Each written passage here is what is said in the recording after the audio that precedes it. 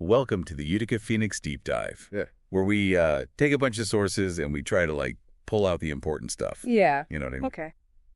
So today we're going to dive into this legal battle that's been all over the news. It's about the blocked release of Special Counsel Jack Smith's report. The one on his investigations into President-elect Trump. Yeah, it's a really interesting situation. Like, when you think about it, this situation really shows the tension between, transparency in the courts and, especially because we've got a new administration about to start. Right, exactly. We've got sources here from everywhere, like Bloomberg, CBS News, CNN, and the New York Times. Mm-hmm. And they're all trying to figure out what's going on. Yeah. So for anyone who needs, a quick reminder, Jack Smith, he was appointed special counsel, right? And he was supposed to investigate two main things. The first was Trump's efforts to overturn the 2020 election. Mm-hmm. And the second was how he handled those classified documents after he left office. And don't forget, both of those investigations, they actually ended up with Trump being indicted, but then those charges got dismissed. Oh, yeah, that's right. But that doesn't mean that the investigations were a waste of time. Smith has to submit a final report to Attorney General Merrick Garland, summarizing what they found. And Garland already said that he's going to release those reports publicly. Right. So this is where things get interesting. This report could actually tell us more about what Trump did, stuff that wasn't talked about in the court cases. And that's exactly why it's so controversial. So Judge Aileen Cannon, the same judge who dismissed that classified documents case, she's the one who just blocked the report from being released. Wait a minute. This is that same Judge Cannon who was appointed by Trump, right? Yeah. The one who said that Smith's appointment wasn't even legal.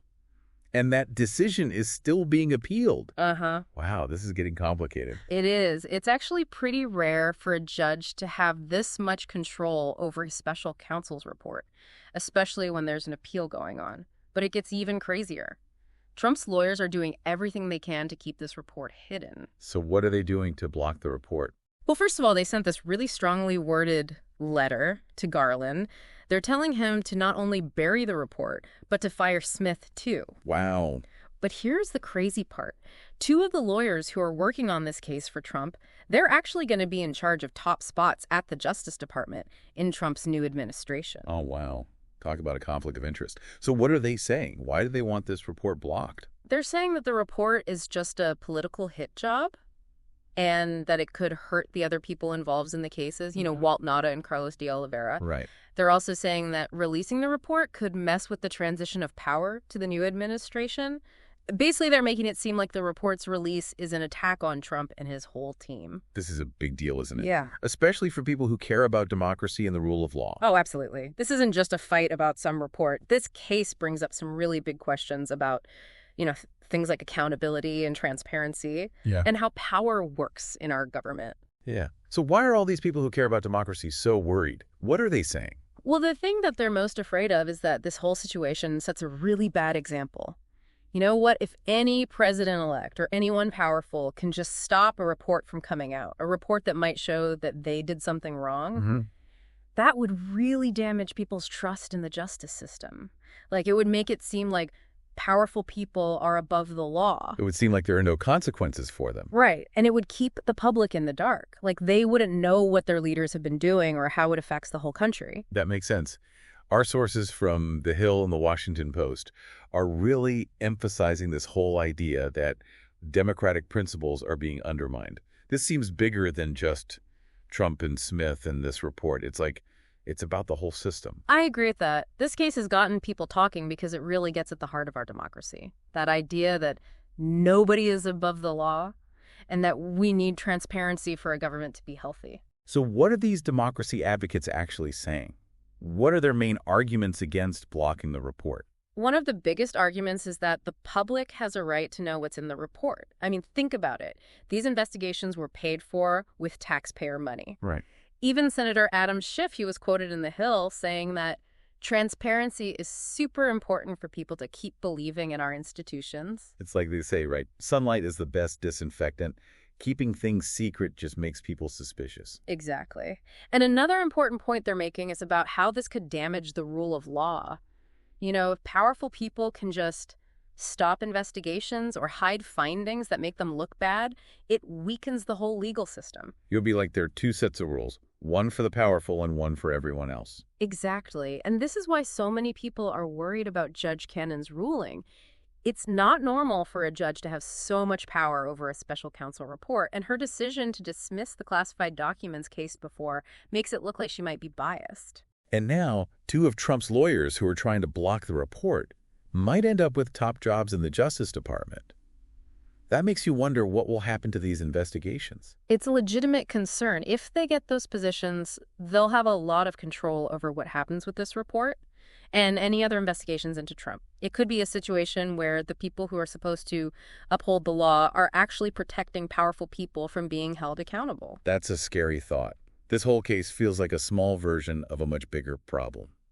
This tension between transparency and accountability on one side and power and influence on the other. You're exactly right. This isn't just about one report. It's about the basic principles of our democracy, making sure that people in power are held responsible for their actions, and that the legal system treats everyone the same, no matter who they are. And all of this is happening at a time when our country is so divided politically, and people already don't trust institutions very much. You got it. And that's what makes the situation so tense. There's a lot at stake here. And the outcome of this legal fight could have huge consequences for our democracy. It really feels like we're at a turning point. On one side, you've got this push for the truth to come out, transparency and holding people accountable. And on the other side, you have all these legal tricks and power moves that could keep the truth hidden. And it comes down to a few key questions. Will the appeals court overturn what Judge Cannon decided and let the report be released? What will Garland do with this report, especially since the inauguration is so soon? And how will Trump's new administration deal with this situation, particularly if those two lawyers involved in this case get those top Justice Department jobs? So many things going on. It's hard to keep track of it all. Let's try to break down the possibilities. What are the most likely things that could happen? Well, one possibility is that the appeals court acts fast and overturns Judge Cannon's ruling before Trump takes office. That would mean Garland could release the report, maybe not all of it, but at least some of it, before the new administration starts. So that would be a win for transparency, right? Right. The public would finally get to see what Smith found. It could be, yeah. But even if the report is released, there's no guarantee that it'll have all the details. Garland might decide to release a version with some parts blacked out, for national security reasons or because of ongoing investigations. So even if we get the report, we might not get the whole story. That's right. And then there's the question of what the new administration will do. Even if the report comes out before Trump takes office, his Justice Department could try to bury it or make people think it's not a big deal. They could even start investigating the investigators. It's like a never-ending cycle. Investigate, release, discredit, repeat. Yeah. It makes you wonder if anything will ever change. That's the real danger here. If this becomes the way things are done, where investigations into powerful people are always blocked or their findings are ignored, it makes people lose faith in the whole system. It makes it seem like there's one set of rules for the powerful and another set for everyone else. You got it. And that's the opposite of what a democracy should be. A democracy is supposed to be based on the idea that everyone is equal under the law, that nobody's above being investigated, and that transparency is crucial for holding leaders accountable. So what does this all mean for us? Yeah. What should we be watching for as this story unfolds? I think the most important thing is to see what happens with the appeals court. Their decision will be really important for whether this report ever gets released. But beyond that, we all need to pay attention to how both the current and the incoming administrations handle this situation. So it's up to us, the listeners, to be the watchdogs, right? We have to hold these powerful people accountable. That's exactly right. Because ultimately, a democracy only works when its citizens are informed and involved, when they demand transparency and hold their leaders to the highest standards. That's a really important message. Well, listeners, that brings us to the end of our deep dive into this complicated and concerning legal battle. We've covered a lot of ground today. We looked at the possible outcomes, and hopefully we've given you some things to think about. This story isn't over yet. Keep following the news and think about what this all means for transparency and accountability in our government. Thank you for joining us on this deep dive.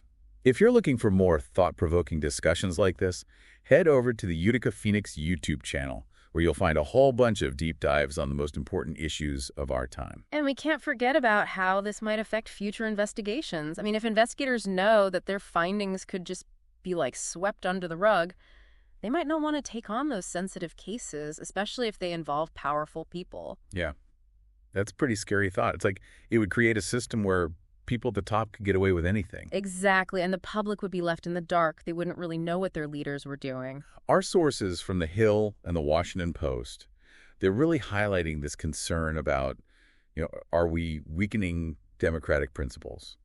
It feels like this goes beyond just Trump and Smith and this report. It's about like the bigger picture of how our government's supposed to work. Totally.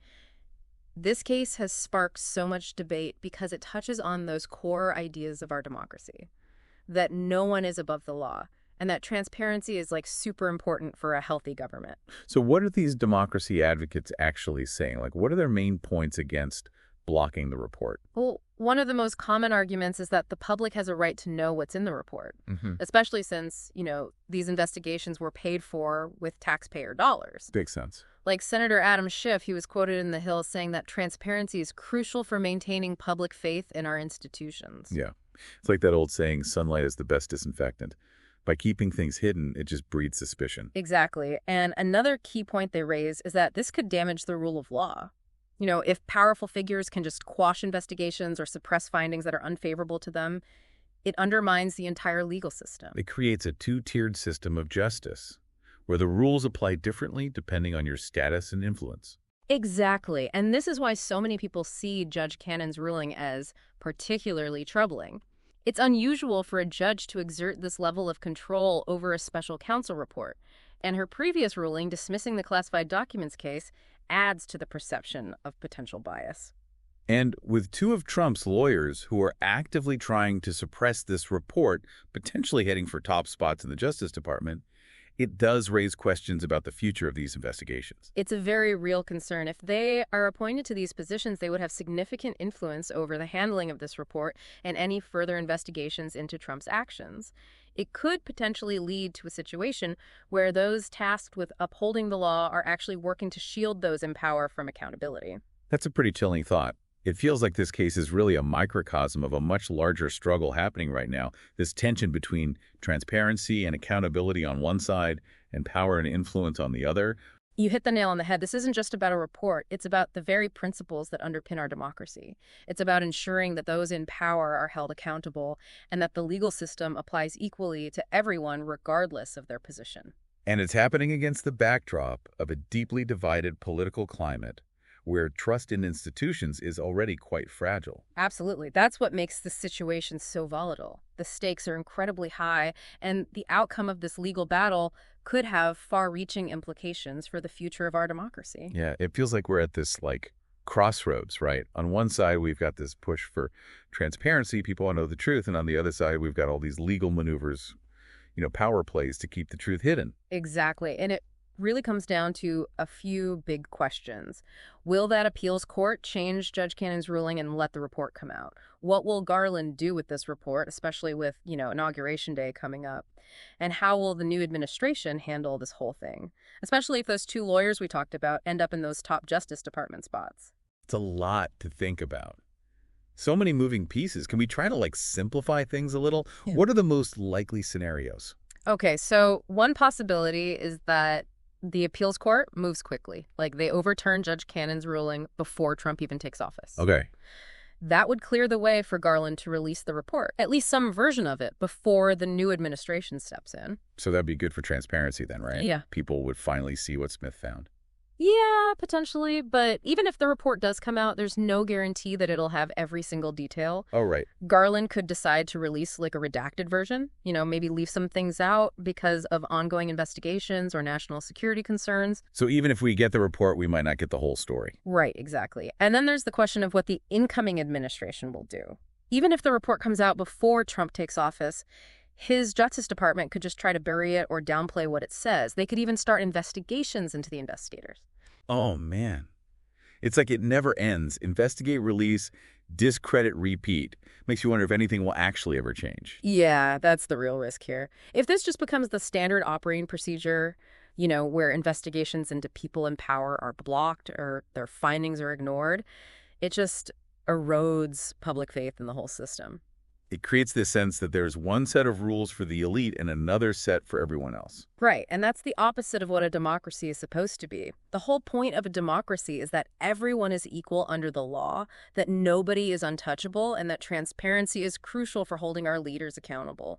So where do we go from here? What should people be keeping an eye on as this whole thing unfolds? I think the most important thing is to watch what the appeals court does. Their decision will be huge. It will basically decide if this report ever sees the light of day.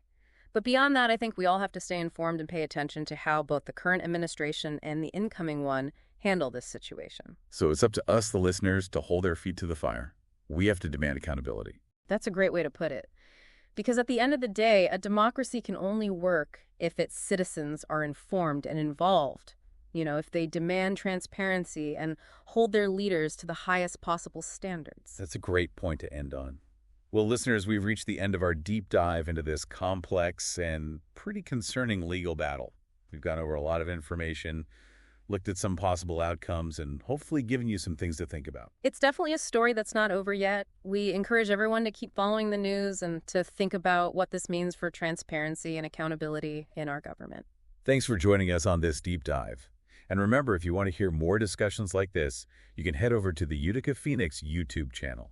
We've got a whole library of deep dives there exploring the most important issues of our time.